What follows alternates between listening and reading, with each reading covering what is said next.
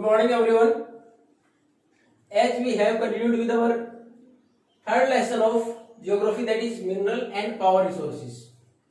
Till now we have gone through the definition of minerals, how they are formed, what are different forms of minerals. Now the distribution of minerals. Distribution, we have already read about it that these are unevenly distributed. Unevenly हर जगह बराबर नहीं पाए जाते. मैंने example Rajasthan का ही दिया था कि in the Khetri town of Jhunjhunu district, जो झुंझुनू डिस्ट्रिक्ट में खेतड़ी है, it is well famous for copper के लिए. Why not other parts of the Rajasthan, बाकी क्यों नहीं है. सेकंड, मैंने एग्जांपल लिया था माइका है, Ajmer is famous for it. Ajmer में प्रसिद्ध है कि वहां प्रोडक्शन होता है, माइनिंग होती है उसकी, लेकिन बाकी जगह नहीं है. It totally depend on the geological process inside the earth as well as the rock formation. What are different types of rocks? Different minerals are found in different types of rocks. तो ये किस पर depend करेगा कि कौन सी rocks कहां है, उस रॉक फॉर्मेशन पर डिपेंड करता है कि कौन सा मिनरल कहां पाया जाएगा. अब हमने रॉक्स भी तीन प्रकार की पढ़ी थी, igneous, metamorphic and sedimentary rocks. तो ज्यादातर हमने जो फॉर्म्स पढ़े थे वो कौन कौन से पढ़े थे मिनरल्स के? Metallic and non metallic. जो मेटेलिक मिनरल्स है, most of the metallic minerals are found in igneous and metamorphic rocks. जितने मेटेलिक मिनरल्स ज्यादातर हमारे कहां पाए जाते हैं? इग्नियस और मेटामॉर्फिक रॉक्स. और इग्नियस और मेटामॉर्फिक रॉक्स ये अगर हम भारत की बात करें, चलो बाकी हमने नहीं पढ़ा, लेकिन भारत की बात करें तो in which region these are found, Bharat के कौन से क्षेत्र में इग्नियस और मेटामॉर्फिक रॉक्स पाई जाती हैं? The plateau region. आपने इग्नियस पढ़ी थी, बासाल्ट रॉक एग्जांपल भी पढ़ा था डेक्कन प्लेट्यू में. तो हमारे यहाँ इग्नियस और मेटामॉर्फिक रॉक्स कहां पाए जाते हैं? ज्यादातर हमारा प्लेट्यू रीजन, पठारी इलाका है उसमें. तो हमारे पास जो पठारी इलाका है, it is rich in the metallic minerals. जो मेटेलिक मिनरल्स है उसमें हमारे सबसे ज्यादा प्लेट्यूज में पाए जाते हैं. इसी प्रकार का एग्जांपल हमारा ही नहीं, पूरे वर्ल्ड में अगर इग्नियस और मेटामॉर्फिक रॉक्स का प्लेट्यू रीजन बने हैं और उसमें हमारे पास मेटेलिक मिनरल्स पाए जाते हैं. उसका एक एग्जांपल जैसे नॉर्थ स्वीडन है, यूरोपियन कंट्री है, तो उसमें आयरन ओर यानी rich deposit of iron ore are found in Sweden. North Sweden जो उत्तरी हिस्सा है स्वीडन का, उसमें आयरन ओर बहुत ज्यादा पाया जाता है. एक मैंने ओर की डेफिनेशन आपको बताया, जहां भी ओर लगा हो, it means in the raw form from where we are going to mine. It is also mixed up other materials और मिनरल्स और अदर सेडिमेंट्स. अब उसी प्रकार दूसरी हमारे पास है दो, तीसरी रॉक कौन सी? इग्नियस और सेडिमेंटरी रॉक्स. तो सेडिमेंटरी रॉक्स जैसे हमारा प्लेन्स और जो हिमालयन माउंटेन्स है, the young fold mountains, these are found of sedimentary rocks. इस प्रकार की रॉक्स में हमारे पास लाइमस्टोन, मैग्नीज, बॉक्साइट. हालांकि बॉक्साइट एल्युमिनियम मेटेलिक भी निकलता है, लेकिन ज्यादातर इस प्रकार के इलाके में भी पाया जाता है. लेकिन ज्यादातर मैग्नीज और लाइमस्टोन जो नॉन मेटेलिक है वो ज्यादातर सेडिमेंटरी रॉक्स में पाए जाते हैं. उसी का एक एग्जांपल हमारे पास है, मैग्नीज के लार्ज डिपॉजिट्स है कहां? जॉर्जिया और यूक्रेन.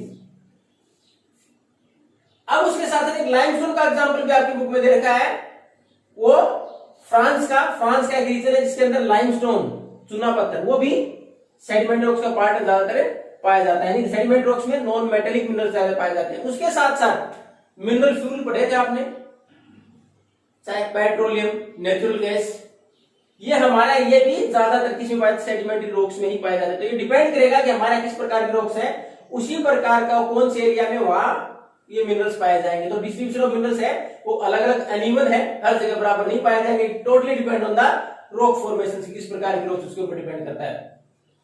अब हम वन बाय वन अगर कंटिनेंट की बात करें, तो कौन से कंटिनेंट में कौन से मिनरल्स ज्यादा पाए जाते हैं, डिस्ट्रीब्यूशन में दे रखा है. अब सबसे पहले we are going to discuss about our own continent, हमारे खुद के महाद्वीप की बात करें, Asia.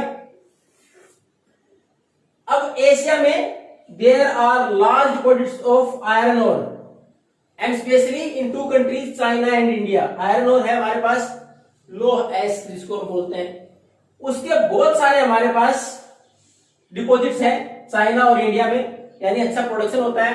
And most of the iron ore from India is exported outside. Bharat से बहुत सारा आयरन ओर एक्सपोर्ट किया जाता है बाहर, यानी it is the main source of revenue from outside और अदर कंट्रीज. हमारे पास मेन सोर्स है रेवेन्यू का ही. अब उसके साथ साथ Asia Asia continent produce more than 50% of tin. Tin जो सस्ता, इसका 50% से ज्यादा एशिया कंटिनेंट में प्रोडक्शन होता है। यानी आयरन ओर के डिपॉजिट तो है हमारे पास, सबसे ज्यादा प्रोडक्शन किसका है? टिन का। ये ज्यादा कंट्रीज चाइना, मलेशिया, इंडोनेशिया महत्वपूर्ण कंट्रीज जिसके अंदर की इसका हमारे पास लार्ज डिपॉजिट्स आते हैं, कि हमारे पास बहुत सारे भंडार हैं। उसके अलावा आयरन और टिन ये तो महत्वपूर्ण है ही, इसके साथ हमारे पास और जो हमारे पास पाए जाते हैं उसमें मैग्नीज, और आप मैग्नीज का एग्जाम्पल कहां पढ़ा था? नॉन मेटेलिक, नॉन मेटेलिक में। तो हमारे पास इसके साथ साथ मैग्नीज के अलावा बाकी फिर आप ये एल्यूमिनियम इससे बनता है, जिंक और कॉपर, ये भी हमारे पास प्रोडक्शन अच्छा है एशिया कंटिनेंट में।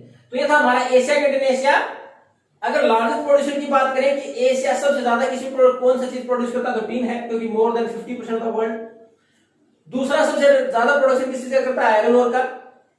तो उसके बाद हमारे पास बाकी जो मेटेलिक और नॉन मेटेलिक मिनरल्स वो भी पाए जाते हैं, मैग्नीज, बॉक्साइट, जिंक और कॉपर। नेक्स्ट अगर हम बात करें continent Europe, and the most of the countries of Europe ruled on other countries. ज्यादातर देशों ने दूसरे देशों पर शासन किया। We were also the colony of Britain, European country है ब्रिटेन, हम भी उसका हिस्सा रहे हैं। It is the leading producer of iron ore. देखो आयरन ओर का प्रोडक्शन हमारे यहाँ भी बहुत था, चाइना और इंडिया में, एंड प्रोडक्शन अच्छा होता है एशिया में, लेकिन लीडिंग प्रोड्यूसर कौन सा है? यूरोप। यूरोप में सबसे ज्यादा प्रोडक्शन होता है आयरन ओर का, जिस प्रकार एशिया में किसका था? टिन का। अब इसमें कंट्रीज कौन कौन से जहां आयरन ओर का प्रोडक्शन ज्यादा होता है? Russia, Ukraine, Sweden, France.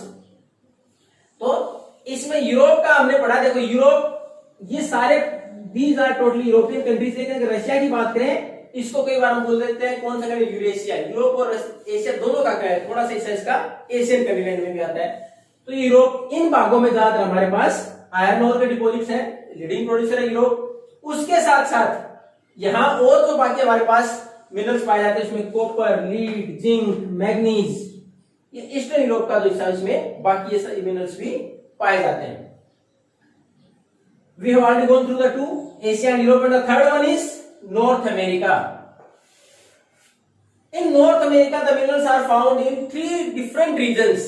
अगर नॉर्थ अमेरिका की बात करें तो इसमें अलग अलग 3 रीजन है, 3 अलग अलग एरियाज हैं जिनमें की हमारे पास ये मिनरल्स पाए जाते हैं। अगर हम भारत की बात भी करें तो मोस्ट ऑफ द मिनरल्स और specially metallic minerals are found in the Chota Nagpur plateau. जो हमारे पास एक प्लेट्यू का रीजन है, छोटा नागपुर प्लेट्यू जिसको हम बोलते हैं, which is in between Jharkhand, Bihar, West Bengal, Orissa, Madhya Pradesh के बीच का जो इलाका हमारा छत्तीसगढ़, ये जो इलाका है हमारे पास, इस रीजन में सबसे ज्यादा पाया जाता है। विशेष रीजन है हमारे लिए इसके प्रोडक्शन के लिए।